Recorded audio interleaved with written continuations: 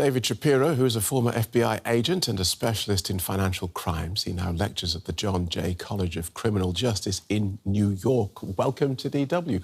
So, what sorts of charges do you think Donald Trump is likely to face? Well, based on the public reporting, I envision a set of charges that include conspiracy, falsification of business records, campaign finance disclosure fraud, insurance fraud, and tax fraud. Okay, quite a list there. There will be several counts of each, I suspect. Right, and are these the sorts of charges that carry jail time? At present, most of them seem to be Class E felonies, which would expose Mr. Trump to 4 years in prison. So take us through the process then, after Mr. Trump's lawyers surrender him on Tuesday. What happens then? Well, basically, he's formally introduced into the criminal justice system. He gets a chance to hear the formal charges against him at the arraignment, which is a hearing before a judge, and he'll be represented, as well as the prosecutor will be represented.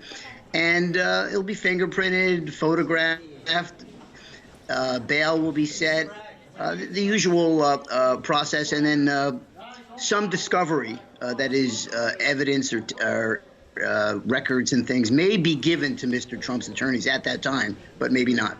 Right. Now, we non-lawyers often think the law's black and white. If you do this, this is the consequence if you're caught. But it's clear that there have been negotiations behind the scenes between Mr. Trump's lawyers and the Manhattan prosecutors. Perhaps you can give us an idea of how that works. Well, this is one of the more intriguing aspects of this story, in that mostly these kind of negotiations would generally involve, okay, what will your client plead to? We have a strong case, we have a fairly strong case, we have a weak case. Let's make a deal.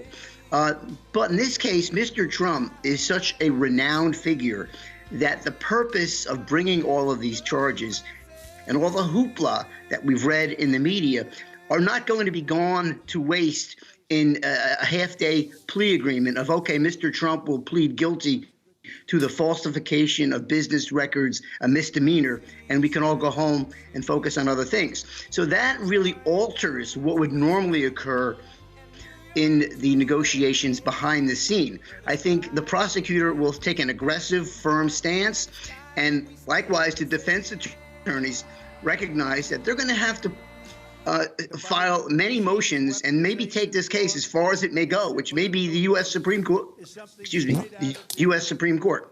What's intriguing about this is that, for instance, that this business of Mr. Trump not wearing handcuffs as he goes in, it's America, the land of the brave and home of the free and all the rest of it.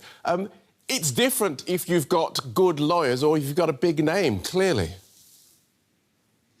Well, you get the best defense money can buy. This handcuff issue is very intriguing because, in a sense, I see why Mr. Trump might want to be handcuffed.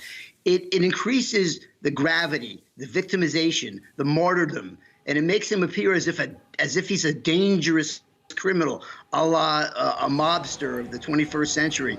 And I could see where, due to his proclivity to seek publicity and to maximize situations where he thinks he can get an advantage, he might prefer the aggressive, treat me like I'm America's #1 public enemy. Understood. That's very clear. Thank you so much for talking us through that, David Shapiro.